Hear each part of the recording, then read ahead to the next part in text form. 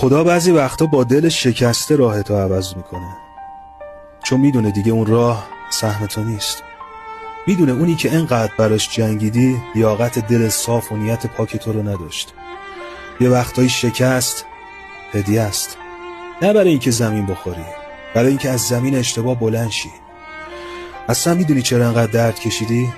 چون داشتی از جایی رد میشدی که مسیرت نبود، آدمش نبودی، سهمت نبود. دل کندن سخته، ولی خدا اصرار نمیکنه بمونی جایی که خودتو گم کنی. میزنه زیر همه چی، نه برای اینکه تنبیهت کنه، برای اینکه نجاتت بده.